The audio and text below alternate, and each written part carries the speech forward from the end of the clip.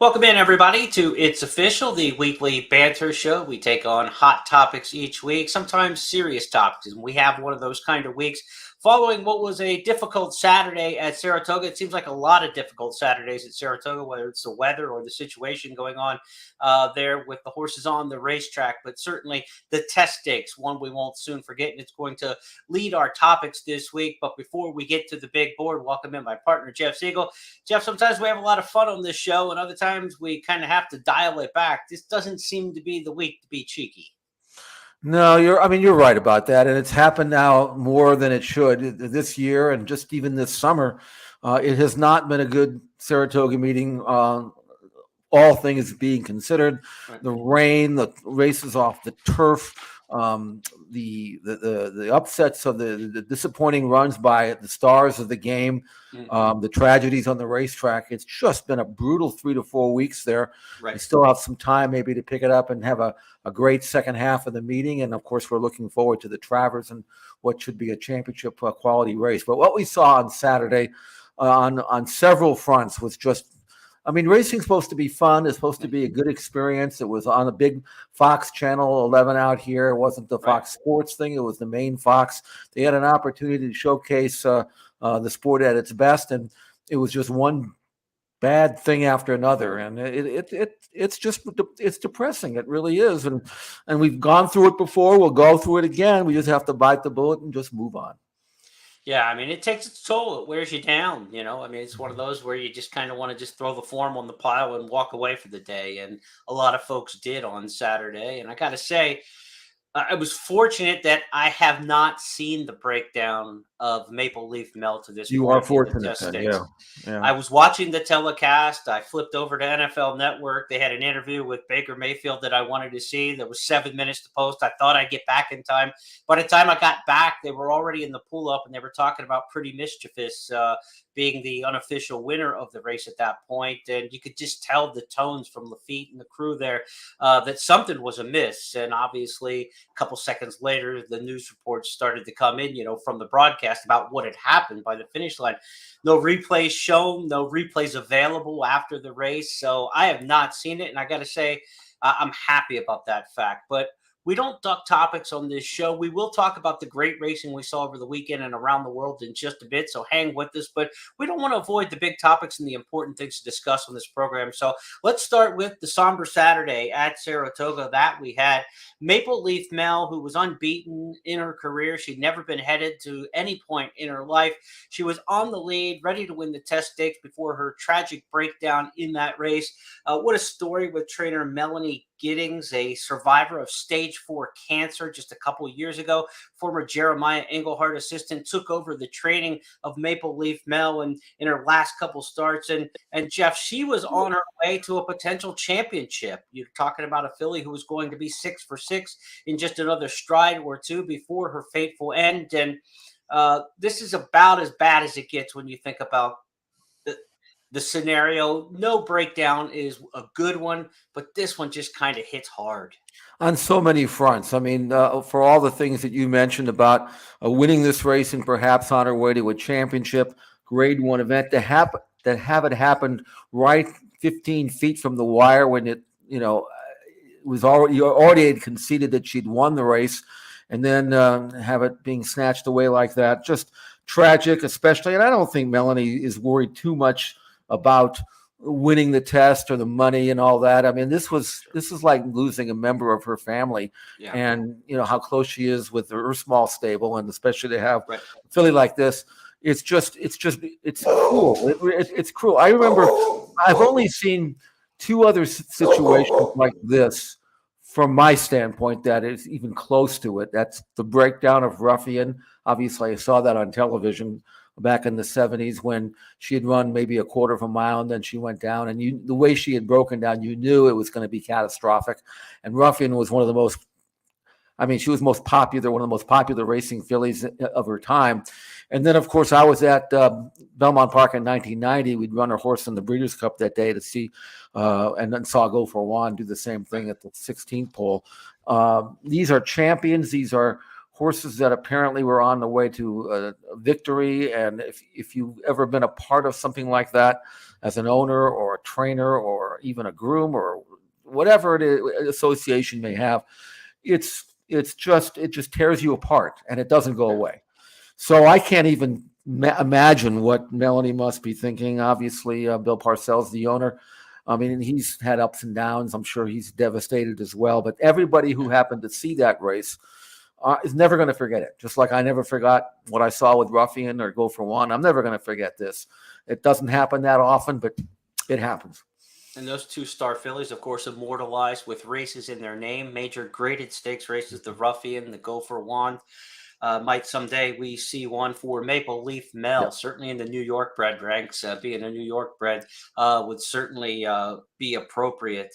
As for, the whys, the hows, the what do we do about it? So, look, there's a lot in the racing game right now.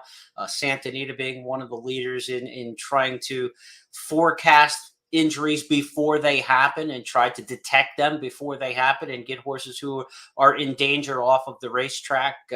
Other circuits around the country hopefully will follow the lead to that. I have a little bit of an issue with the breeding industry. I got to be honest with you, Jeff. I read that, yeah. You took a look at a horse like Cross Traffic, the sire here of this horse, didn't race at all until 4 years old, only made 6 starts, period. The dam only raced 5 times. The dam sire never made it to the track, yet went to stud, City Place. I mean, there's just a lot about pedigrees and horses who aren't sound that are being bred and going to stud, and you wonder about that, and you wonder where the ultimate responsibility falls. It falls 2 places, right? With the trainers who send horses out to the track and the breeders who put the horses on this earth to start with, and so if the old saying was breed the best to the best and hope for the best, but that has not been the case in American breeding in the last however many years. And people older than me may say it goes back even more decades than we want to talk about. But you can't find a trainer in America who says their horses are as durable now as they used to be. Everyone will tell you the horses aren't that durable. The greatest horse we've seen in the last 20 years was a horse who barely made it to the track in flight line just a handful of times and had to take long layoffs in between his starts. So even the great ones, I don't want to say damaged goods, but I guess damaged goods. They're not strong and sturdy and fit like they were maybe in yesteryear. Maybe we just know more now and we see more races now, and yesteryear wasn't as great as we think it might have been. But I can't find a horseman on this planet that tells me horses are sturdier now than they were years ago. And we've got to get back to sturdy if we want to try to keep public perception where it should be on the great parts of this game and not public perception on the worst parts of this game, which are any breakdown that we have, certainly ones that end up in a tragic situation where a horse has to be put down. So to me, it starts where it starts, which is in the conception of these racehorses and in the breeding of these racehorses. And if you got to look anybody in the mirror today and say, I'm pissed off because of what happened with Make Believe Mel, I'm mad at the breeders in this game. And I'm not saying it's personally responsible for this particular horse, but the overarching problem of horses not being as sound as they used to be can't be blamed on a bettor. It can't be blamed on a fan. It can't be blamed on a marketing department. It can't be blamed on a trainer. It goes back to the breeders. They are the ones who put the matings together. And I guess to the buyers as well, because you go to the sale, and if you're willing to spend 6, 7, 8 figures on damaged goods, then they're going to keep producing damaged goods. So at some point, somebody has to say enough is enough. Well, if I were czar, and I'm not, and what I'm about to say will never happen, so this is just a pie in the sky wish. But I think what you just said is true, but I think you have to blame the 2-year-old in training sales too. This filly went in the Eastern Timonium sale. They breezed the life out of them, an eighth, a quarter. They're barely 2 years old. They're not looking, they being the consigners, they have only one goal, to get as much money as they can, right, and to have these fillies or colts, these 2-year-olds underdeveloped, breeze as fast as they can, as hard as they can, so they can sell them. That's part of the problem. I think there's probably 15 to 20% of all racehorses go through these sales. So already you're starting behind the 8 ball. And then you're breeding horses that have been medicated upon medicated upon medicated for 20 generations now. There was no such thing back in the 50s and 60s when these quote unquote sturdier horses were racing. Now, I mean, they're they're bred to be unsound because they themselves were sound, and whatever injuries that they had aren't masked, and they're not weeded out of the breeding system because they're just put back to stud because they were running on medication. That's never going to change, unfortunately, but that's part of the problem. The other thing is, again, something that would never happen, but I send my horses, when I have young horses, I send them to tracks that have all-weather surfaces. I think they're safer. I think they've proven to be safer. They're easier on the horse. I sent my horses to Golden Gate to train even if they weren't going to run there. I'd bring them back home. I would do that. I think the statistics have proven that horses that race on all-weather surfaces are traditionally safer. And would I'd love to see every track go that way? Yes. Will it happen? Absolutely not. But if you're talking about a problem and you think you have a solution and you don't want to go to that solution for whatever reason, then maybe you only have yourself to blame. Wise words there from Mr. Siegel. We could talk about Pretty Mischievous now, probably going on to the 3-year-old champion. She was the winner first across the wire in the test stakes. Brendan Walsh, her trainer, really didn't want to celebrate the victory. Took the laurels and the flowers the next morning to the barn of Maple Leaf Mel, where they were handed over to the connections there. I don't even want to talk about the 3-year-old championship at this point. Let's go to our second topic here and go to another story, a big story Saturday at Saratoga, the return of the Babe to the winner's circle. Rick Dutrow, banned 10 years from racing for medication infractions and going afoul with the jurisdiction in the state of New York, is back after his April return, and he was back in a big way at Saratoga on Saturday when White Abario won the Whitney Stakes. There's Dutrow on the track, courtesy of Eclipse Thoroughbred Photography. And of course, after getting his first win earlier this year at Belmont, you see the photo there. Dutrow's aged a little bit over the years, but he's back to his winning ways. And White Abario, a horse who was with Safi Joseph Jr. until just 2 starts back, has suddenly turned it into afterburner mode. It's still Giant Game and White Abario. White Abario puts his gray head in front, coming to the quarter pole. Zandon's had a beautiful trip, angling out. Cody's Wish has a lot of work to do from there, and Charge It is trying to rally there at the top of the stretch in the Whitney, and White Abario is the leader narrowly over Giant Game. Zandon, Cody's Wish on the outside, still 4 lengths behind White Abario, who's running the race of his life. Look at White Abario and Arad Ortiz Jr. in a runaway.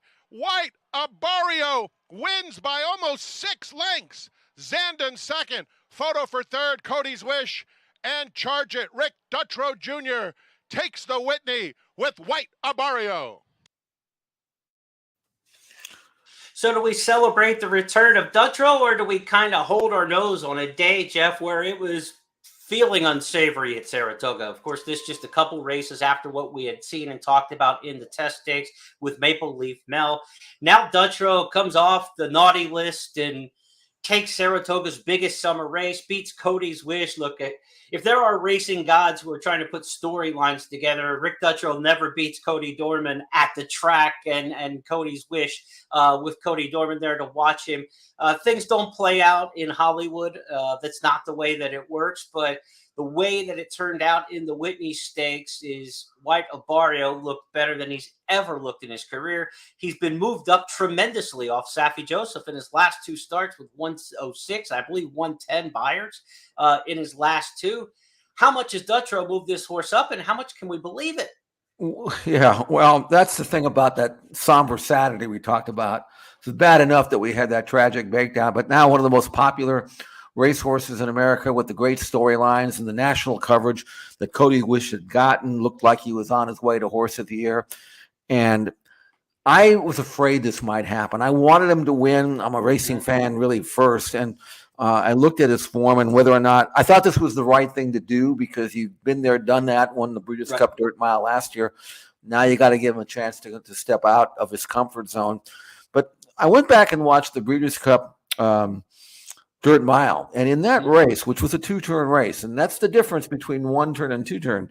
You saw his Metropolitan Mile at 1-turn was spectacular in his last start. But in his previous mile race, in the Breeders' Cup Dirt Mile, which was a 2-turn race, They went 45 flat. I'm sorry, 45-3 to the half. Finished out in 135-1, which means they went the second half of that race 20 to 25 lengths slower. And Cody's Wish, a deep closer, barely got up. I mean, he wasn't really even finishing that race. He was just outstaying the tiring leaders. And I'm saying he should have blown that field off the track if he was as good around 2 turns as he had been going around one turn. So I had my worries about, maybe if they go 24-48 and he makes that move, he's not going to kick it in. And he didn't. And even Bill Mott said I think Bill Mott tried to say, I was afraid this might happen. But you got to try it. And now we back up. And now he's going to go back to the Breeders' Cup Mile, he said, pointing for that. But that's a 2-turn race. Right. Yeah, I don't know. I mean, Cody's Wish is like a horse without a home in a sense that he only can. We saw this with Practical Joke a few years ago and how good he was, but he couldn't go 2 turns. Well, some horses are like that. It doesn't matter whether it's a mile or whatever. It's the second turn that does them in, and the race shape, the race flow that accompanies it that goes against their style. So with Cody's Wish falling flat on his face literally at the start and then at the end of the race as well, that just put a capper on what was a truly miserable Saturday. As for White Abarrio, he had lost 7 out of his last 8 races. I've liked him. I'm never in sync with him. I have absolutely no idea when he's going to run good. And I didn't particularly like him here, Dutro or not. And he earns a 110 buyer number. He wins off by himself. And in an older handicap division now, which is completely void of consistency, is he not the best older horses in the country right now based on this race? I don't know. And I don't know whether I can trust him or not. But so far, that's what he did. And Zandon ran his race, which is Zandon. You know what he's worth. Charge it. Can't figure him out either. And then, of course, Cody's Wish didn't run. So the great visual race that White Abarrio ran with an absolute pristine trip. Sat second. Nobody in his face. Nobody on the outside to press him. No dirt in his face. Moderate fractions. I mean, does this race flatter him? I don't know. I'm not going to get sucked in until I see him take heat and pressure. But right now, he's the king of the mountain. Yeah, that's a 1 1/8. We got to go the 1 1/4. That's the only distance that matters when you talk about Breeders' Cup Classics. So, we'll find out if White Abarrio is as good at a 1 1/4. Dutro's explanation for how well he ran was that they gave the horse 2 months off, and he's like, we knew this horse runs great with 2 months rest. I don't know if he doesn't know that there are dates in the racing form, but White Abarrio was 1 for 4 off of layoffs in his career. I mean, where was the fantastic performance off a 2-month break prior to this? I don't know. So now they say they're going to lay the horse off until the Breeders' Cup Classic. He won't run again from Saratoga then because obviously he's a great horse with 2 months off. I mean, that's what we're led to believe from a guy who was banned for 10 years. Look, I get it. There are people who like Dutro. There are people who I like who like Dutro, So I can't just square it off and say A is bad, B is good, right? I mean, obviously, life is a lot more nuanced than that. And smart people I know think he got a raw deal. Smart people I know think he's one of the worst seeds that have been down the pike in racing. So where that falls, I don't know, but it's a personal choice. For me, I don't like it. He picks up White Abarrio and the horse just, leaps forward. I don't know. He's 3 for 29 since the comeback. So it's not like all of a sudden there was a switch flipped and all these Dutro horses are winning like crazy. Okay. So let's be honest there, to be accusatory that he's moved this horse up and whatever. He has 3 for 29 since the comeback, but he's got 14 seconds in third. So he's got 12 for 29 in the exact. His horses are running pretty well since his return. He's a career 25% trainer. The win percentage right now at 3 for 29, not what you expect from Dutro. I'm sure it'll improve, but when you get a big one like this, like the Whitney, this is his biggest win since coming back the first week of April to the training game.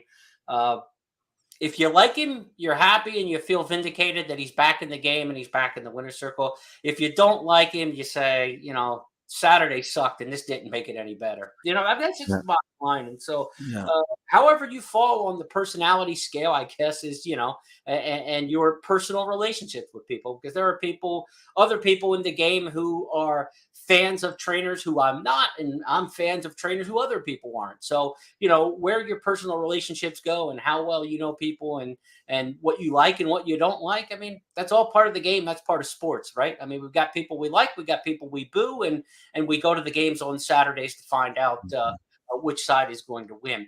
Let's move to our third topic on the board this week. And now it starts to get into just the racing side of things. Yes, I'm all for that. One's at the top of the game. But we're going to go across the pond to find some good Breeders' Cup prep races. Not necessarily Breeders' Cup prep races, but races that could have Breeders' Cup implications, including Paddington, who is just incredible right now for trainer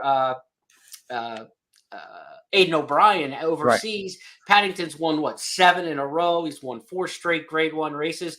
And there's talk of Paddington in the same breath from this trainer going back to Giants Causeway. Let's see how good Paddington was winning last weekend at Glorious Goodwood in the Sussex. The racing on down towards the final quarter mile. Paddington now in front by a half a length over the ridden along in spiral. Factor Cheval in the pink and black is beginning to pick up. Then Charin Eldari now looks beaten. The racing down to the final furlong. It's Paddington who leads the way, but it's hard at it. Factor Cheval trying to challenging. Out can out there towards the strength of the track. It's Paddington from Factor Cheval and the run towards the line. It's Paddington. He's still going to be unbeaten this season. He's going to win the Sussex Stakes. Paddington has beaten Factor Cheval. Charin back in third, Eldari fourth, and last of 5 in spiral. High praise from a high-octane barn who's had some of the greatest stars of the last couple decades. If he's as good as Giants Causeway, in fact, Aidan O'Brien said he's quicker than Giants Causeway. How good can Paddington be? Well, I can tell you how good he is now, and that is he got beaten his first start, and he's won 7 in a row since. Right. In the highest races that they've got, 3-year-old beating older. And I don't know whether, we do know that Aidan will obviously frequent the Breeders' Cup, and this horse looks like a Breeders' Cup mile horse, although they're talking about maybe trying him going a little longer. You can run on anything, firm, soft, doesn't matter. And you saw in that video, the Sussex Stakes, a horse that will not be beaten. You talk about reaching back for reserve energy and power when it's needed the most, when he's seriously challenged with a furlong to go, just lifting himself to win a race like that. It is really hard to imagine him losing a race, although he may not get the accolades that some of the other horses of his ilk would get, because he doesn't always win off by himself. He sort of makes hard work of it, but he wins, and that's the name of the game. And I'm not sure exactly how many more races we'll see. I know originally they thought about bringing him to the Breeders' Cup as a 4-year-old. I thought maybe he wouldn't be seasoned enough this year. But as a dual Derby winner, I think he's seasoned enough for my liking anyway. Yeah. And I hope he comes, and whether or not they're going to try the Arc with him, that might be out of his element, but in terms of distance. But boy, I'd like to see him. And again, because he's from a barn that does support the Breeders' Cup, it would not be out of the question to see him out here at Santa Anita. Yeah, I saw an interview with him after the race, and pretty much everything was on the table. Juddmonte International, August 23rd, may be the next stop. They say he runs really well. When he comes back to the barn, the lads just say he recovers so quickly and he's ready to go again. He runs on short rest, so Paddington could come back August 23rd into Juddmonte International in a couple of weeks. The Arc is possible, the Irish Champions, and maybe even a trip to the Cox Plate in Australia, the connections have been talking about. That would be the week before the Breeders' Cup, so it would be one or the other if they would go Cox Plate or Breeders' Cup at the end of the year. So a lot on the table for Paddington, one of the absolute stars in Europe right now. In the filly and mare turf division, we had a potential horse rise up again. Another one who's on a hot streak, winning 3 in a row and 7 of her last 8. Elle Houston, and she worked hard for the money in her win last weekend overseas. And it's above the curve, and Elle Houston. Blue Rose Sen has got to get out of trouble over there from Never Ending Story, and then Carnarvon. And here comes Holly. Holly's coming down the outside on Nashwa, and Nashwa really picking up, and Blue Rose Sen is imprisoned on the inside as they race down to the final furlong. Above the curve, Elle Houston. Nashwa storming down the outside, needs to find a little bit more. Then Blue Rose Sen. They race into the closing stages. Elle Houston from Nashwa and Blue Rose Sen, and it's Elle Houston. Further Group 1 glory for Shadwell and Jim Crowley. Elle Houston has won the Nassau. From above the curve, Blue Rose Sen looking unlucky. Nashwa never quite reeling them back. Looked like she might be in deep water in that uphill climb. She just got stronger to the wire there at at Goodwood. What a performance there by Elle Houston. Jeff, filly and mare turf, could we see her here maybe?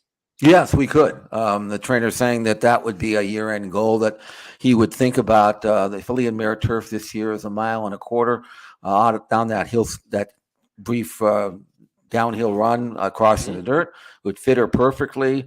She has now won 7 out of 10 career starts, so she's not some horse that's just getting good. She's always been good, right. And her time for number, racing post number of 116, very legitimate, puts her right in the hunt with anybody who else wants to come and run in a race, and certainly anything out here in the States that would go in that race. I hope we see her. There's still more racing for her to go, but Al Hussein is legit. She is the kind of European older filly and mare performer that should be in the Breeders' Cup, and I'm glad to see that the trainer has said that would be a year-end possibility, a strong possibility. And Chad Brown's got a great stable of fillies and mares on the turf, but he doesn't have like a Sister Charlie in his barn right now. Right. So the Americans trying to hold down the fort in the filly and mare turf division may be a little susceptible, and the Europeans are always very tough in the division anyway when they come over. So Al Hussein, one to watch in the Breeders' Cup filly and mare turf division. Now, we saw a filly sprinter come across the pond last year, Highfield Princess. She ended up 4th in the Breeders' Cup turf sprint. She got back on the beam after a couple narrow defeats this year. She got back to her winning ways last weekend as well. Let's take a look. Highfield Princess leads inside the final furlong and draws away. Highfield Princess, she's all class, and Highfield Princess comes clear to win the King George. White Lavender just second from Razel, and then back in 4th, Makarova. Group 2 King George victory there for Highfield Princess. She's now age 6. Jeff, I'd love to see her back and taking them on at Santa Anita this fall. 35th start of her career, so she has made a steal. 13 wins. I actually liked her a lot in the Breeders' Cup turf sprint at Keeneland last year, based on her form in Europe last year. That was very similar to this. What happened, though, in that race is you go 5.5. There's a relatively short run for these kinds of fillies and mares and sprinters into that far turn, and she kind of didn't show the early zip, and she got kind of hung wide, and she started spinning her wheels. She's not used to having to go that fast early because these races are straightaways. You can kind of fall out of the gate and build up your momentum. You don't have that luxury. She still finished 4th, beating less than 2 lengths, so she actually ran a good race. And after this race, again, the connection saying, yes, we would consider going to the Breeders' Cup at Santa Anita again this year. Only this year, it's 6.5 and down the hill. And that, I think, would suit her beautifully because she'd be able to come out of the gate, kind of get her feet underneath her and settle in mid-pack. Now, she was pretty much on lead in this race, but she's won from off the pace. And then kind of fall into it and then kind of build her momentum. And I think it'd be a smart thing to do. Now, there's, Caravel won it last year. There isn't a standout in the division quite yet here. I think it makes sense, and she's that good. At least I thought she was that good last year, and I certainly think she's just as good now as she was then. Trio of overseas races and horses that you want to keep an eye on as we motor towards autumn. And as we look to the Breeders' Cup tracker as our 4th topic this week, we're going to stay with the Breeders' Cup theme, but go stateside now for a trio of races. We're going to look at one in the Distaff division, one in the juvenile fillies, and one in the turf sprint. The Distaff Performer of the Week last week was none other than Adair Manor. She was in a dogfight at Del Mar. Home and Elm Driver's tough on the lead. Adair Manor chased after her, and now Desert Dawn from last. And here's Desert Dawn on the outside in the blue cap, coming to make it a 3-way duel. Homeward Bound and Elm Drive hanging on to it. Adair Manor between them. Desert Dawn on the outside. 3 of them come for the wire together in a thriller in the Clement Hirsch. Now Adair Manor gains the ascendancy, and Adair Manor will win. Adair Manor won it. Desert Dawn was second. Elm Drive a valiant third. Behind that came Kirsten Bosch and Fun to Dream. Adair Manor, Jeff, as a 4-year-old, she's only been beaten once, but this wasn't as electric of a performance as maybe you'd like to see from the 3-5 favorite. No, this is Adair Manor's she likes to lead, but she can sit second. She's sitting second behind Elm Drive, who's basically a sprinter. Not basically, she is a sprinter. Right. And Elm Drive makes an easy lead. And again, the same kind of trip that maybe White Barrio got, where you're sitting second on the outside. The fractions are okay, but not blazingly fast. Mm-hmm. You're tracking her, and then all of a sudden you're asked to run from the top of the stretch to the wire, and there's nothing there. She hits the front, but it takes her forever to get by the leader with a perfect trip. Then you've got the closer, Elm Drive, who is dead off form. Right. I mean, she got a grade 1 win. That's great. I mean, look at her record: 11 starts, 5 wins in 4 seconds. She loves Santa Anita. She's going to come into that Breeders' Cup with a very good resume. But man, I'm telling you, you can't. I'm not playing her in the Breeders' Cup if this is the best she can do. That's just the way I say it. I mean, I hate to knock a grade 1 winner with a record like her, but she's supposed to do better than that, don't you think? She had been 0 for 3 away from Santa Anita. So you mentioned she gets back to her favorite track for the Breeders' Cup. So maybe you could say, look, she dislikes Del Mar and still got the victory in grade 1 company. I mean, that's the optimistic viewpoint. This is one you'll want to watch her train, right? If she's training like gangbusters back at Santa Anita, back towards the Breeders' Cup, maybe you have a little more forgiving of this race in the replays. And maybe she'll get a start in the Zenyatta at Santa Anita after this race, but before the Breeders' Cup is the local prep. Maybe she'll just train right up to the Breeders' Cup. Not sure what the plan is with Adair Manor, but you want to see something between now and then that makes you more excited than what we saw here at Del Mar. But maybe it was the venue. I don't know. I tell you what, she's going to train great. She always does. She worked in 10-3, and we showed that workout, I think, last week. And the thing is that she looks like she's great, but then she gets into a race, and when she breezes in at the bridle like this, you think there's so much there, and then when you turn her loose in a race, there's really not that much, Right. She just kind of doesn't lift, and again, she wins the race. I don't want to knock her, but I mean, for a filly that, let's put it this way, I've used this occasionally, I'll use it again. She didn't score many points on the goosebump scale, as far as I'm concerned. Right. And I mean, I'll watch her train. I can guarantee you she's going to look great. But I don't trust her. I'm sorry. I mean, and if she goes out and wins it, I tip my hat. But right now, I'm going to be looking elsewhere, I think, until such time as she shows me more than she showed me in this race. Well, the good thing about that is it's a filly who's probably going to take money, right? And if you don't have confidence in her and the price is short, it becomes a very easy toss, and it can become very beneficial to you as a horse player of tossing those kind when you don't like them and they're being overbet by the public. Now, she's a 4-year-old filly, Adair Manor, a 2-year-old filly who brought herself into the Breeders' Cup discussion at Saratoga in the Adirondack was Bright Work. The John Ortiz trainee made it 3 for 3. Here you come again is the one to beat, coming to the 8th pole. Streaming now is running a good race, and Bright Work bearing down in the center of the racetrack. And Bright Work takes command and opens up with authority. No doubt about it. Performance from Bright Work, who wins it by 4 widening lengths. So Bright Work now has won at Keeneland. She's won at Ellis. She's won at Saratoga. Will travel with her track. No question about that. The problem I have, Jeff, is the Dam Side pedigree says win early and mostly sprints in terms of the gene pool and the Dam Side. So she's doing what she's bred to do. We talked about breeding and you get what you get. She's bred to win early. She's bred to be a sprinter, and she's doing all that right now at a developed rate higher than some of her other classmates in this 2-year-old class. I don't know about her as they stretch out around 2 turns, but she's doing fine just right now. Well, and she'll probably, I'm sure she'll run back in the spin away and trying to get it while you can. She's got that, Arabian Night action where she flails on the front, and that's usually not something that you want to see from a route horse. I mean, they work a lot of hard. They work hard to go wherever they're going, and it's not like they're just floating there. They're working. But I tell you what, Bright Work, I watched her race, and her maiden race at Keeneland was good. I thought her win against VV's Dream, who I thought was really good and still is. I saw her beat her on the square, and now this race was a good competitive race, and she won that race for fun. So I'm not going to say what she can't do, but I'm with you. I'm kind of want to. I think she could maybe win the spin away if the filly that we're going to talk about in the Stars of the Future segment isn't there, or maybe she will be. But I mean, Bright Work's good. She's really good. But again, get it while you can.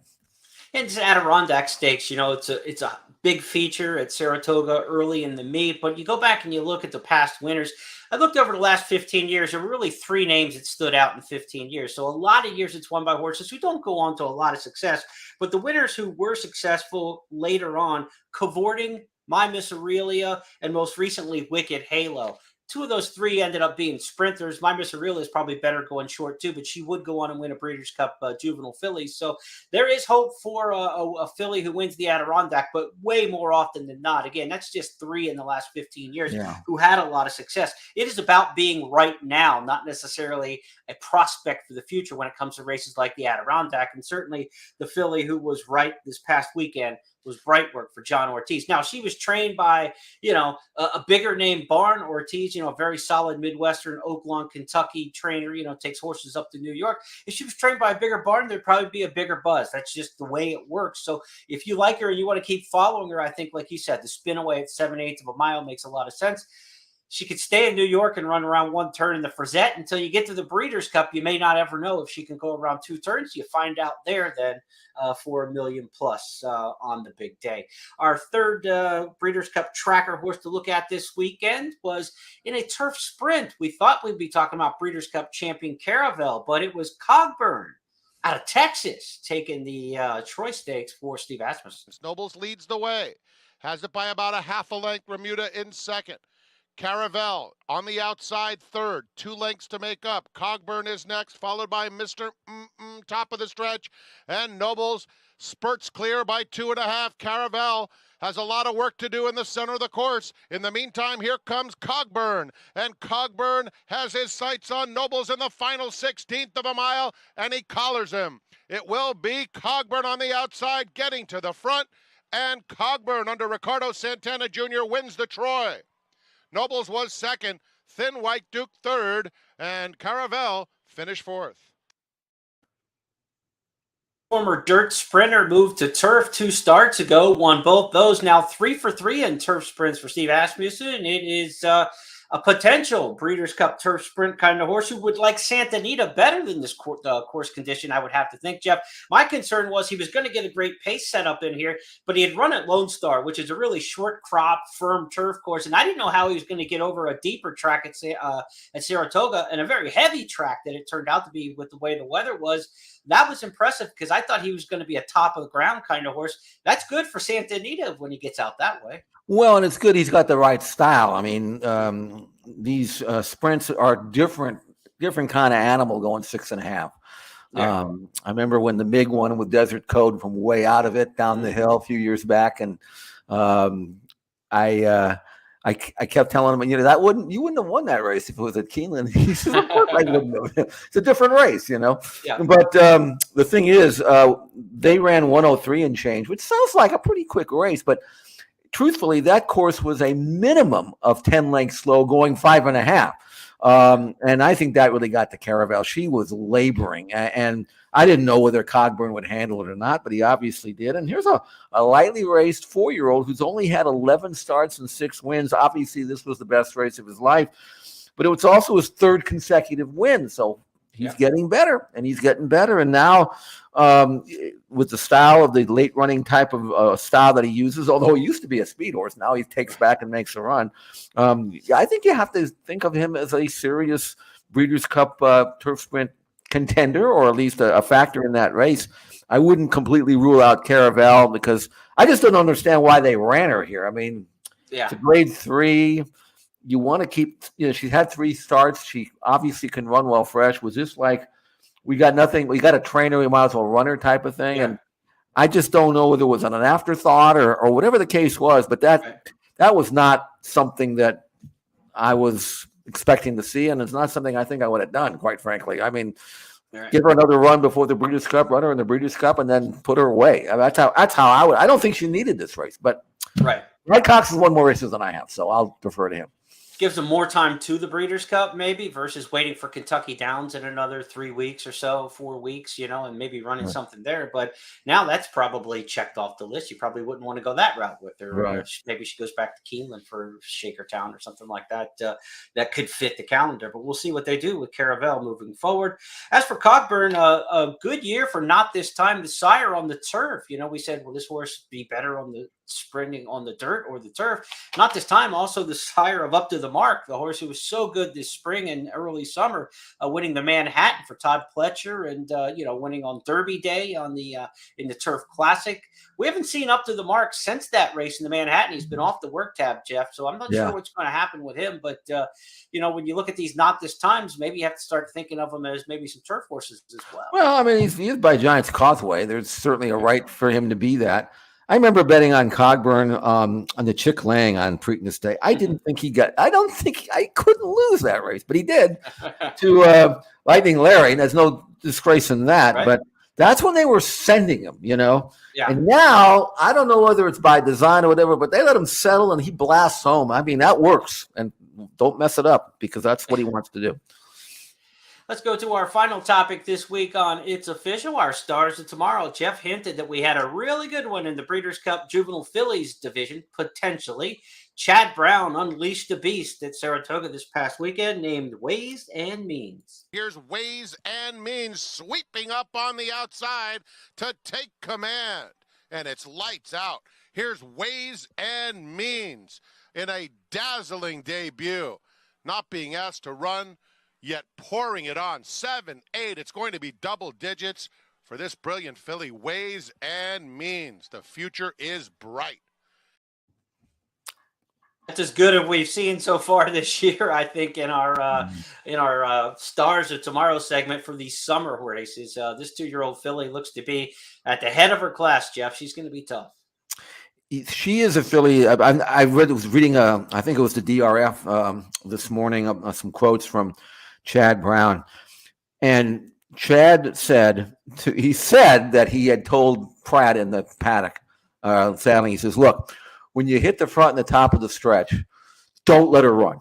Because if you do, she might win. I don't want a hard race like that.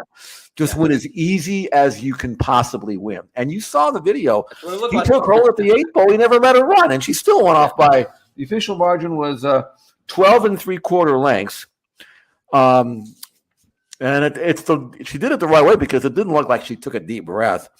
And again, being by practical joke, you have to wonder, okay, how far does she really want to run? But I think what I've seen of practical joke and his offspring is they seem to want to run farther than he did. So I'm not that concerned about the 2 turns. And Chad saying that maybe he'll bring her back for the spin away. And then I don't know how that fits in terms of the timing for the Breeders' Cup, or maybe he'll wait. I don't know. But I had not really seen any 2-year-old Coulter filly at Saratoga this meeting that wowed me. I saw some horses that looked good, nice, whatever. This was the first one. This one was a blowout. And I think we absolutely saw a filly now, Ways and Means, who doesn't have to take a backseat to anybody, at least at this stage. She was just absolutely breathtaking. She was indeed. Let's wrap up our 5 topics on the board and make them official. It was a somber Saturday at Saratoga. We saw Maple Leaf Mel give everything she had until the final strides of the Test Stakes in what was a sad day for all. The Babe is back. We saw Rick Dutrow win the Whitney Stakes with White Abarrio running a career best race as Cody's Wish disappointed in 3rd in his stretch out to 9 furlongs. We went across the pond to see 3 potential Breeders' Cup divisional players, and Paddington winning for the 7th time in a row, headlining that group. Our Breeders' Cup tracker took you to Del Mar for a Dare Manners win in the Clement Hirsch, Brightworks win at Saratoga in the Adirondack, and Cogburn's upset of Breeders' Cup Turf Sprint champion Caravel in the Troy Stakes at Saratoga. And our Star of Tomorrow, it's the Chad Brown trained Ways and Means. Those 5 topics are now official because Jeff Siegel and I said so. That's the way this show works. We've got one bonus topic for you this week. Look, it was a tough show for the first 10 to 15 minutes. Topics we don't like discussing, we don't like to even think about, but we have to discuss those. We want to end on a positive note here. One of my favorite horses, the 10-year-old Welder, the all-time winningest horse at my old stomping grounds at Remington Park. Retired 2 years ago. He was relocated this week to Old Friends Farm in Kentucky. The owner here, Raymax Farms, Clayton Rash, had passed away. And so Welder's farm, his home, was uprooted. He needed a place to go and live out his retirement, and Old Friends took him in. He's the 265th horse to live at Old Friends Farm right now. He won 27 of 42 races lifetime, 16 of those wins at Remington Park. Jeff, the most wins by a horse ever over that oval. top Oklahoma-bred sprinter, and there's been some good ones. And the timing couldn't be more right, because coming up next month, after the Remington Park meet opens in a couple of weeks, they've got the Oklahoma Horse Racing Hall of Fame induction, and Welder will be one of the horses inducted into the state's Horse Racing Hall of Fame. So good month for Welder, heading to Old Friends Farm and going to the Hall of Fame here in a couple of weeks. I didn't realize they had that many horses there at that farm. So I've never been. Have you ever been there? I have not been to Old Friends. Silver Charm, one of my all-time favorites, probably the most famous resident Right. of Old Friends Farm. So we're going to have to make a trip there sometime. I'd like to go for sure. I'm going to see Silver Charm and ring my finger at him because he cost me a Kentucky Derby. But other than that, I like him. Other than that, he's cool. I like him. But yeah, no, I mean that's a great honor for an Oklahoma based horse, and I'm sure because he's a gray, he'll get lots of lookers there. They said the owner of Old Friends, Michael Blowen's a handicapper, and he had watched Welder run a bunch, so he knew about the horse from betting the races and playing. So never hurts to be in the winner's circle 27 times out of 44 to get noticed. But again, best of luck to Welder as he lives out the happy life there at Old Friends Farm. Look, if you want to donate to any of the racing charities for horses and the PDJF, we talked about the jockey fund last week with the karaoke. You know, weeks like we just had in racing will test your heart and test your mettle. If there's something you can do and would like to do for retirement plans for horses or for jockeys and charities like that, be sure to find out your most trusted and safest places to invest and to make your donations. Do your research, check things out. Certainly, I don't endorse one charity over another, but we did a lot with TRF over the years, Thoroughbred Retirement Foundation, with Horse Player Now. So there are a lot of great groups out there. Certainly, if you have the means to do and you have the interest in doing so, a recommended way to try to feel a little bit better about a tough week. I agree, 100%. So that's going to wrap things up for this edition of It's Official. Jeff and I will be back on Friday, where we handicap weekend stakes races on our First Call podcast. So Jeff and I will look at an Arlington Million Week at Colonial Downs on Friday. That's the big race coming up this weekend. It'll also be the Express Bet race of the week. You can check that analysis out a little bit later on. On behalf of Jeff Siegel and myself, Jeremy Plonk, and everybody with First Bet, have a great week, and tip your cap one last time to Maple Leaf Mel.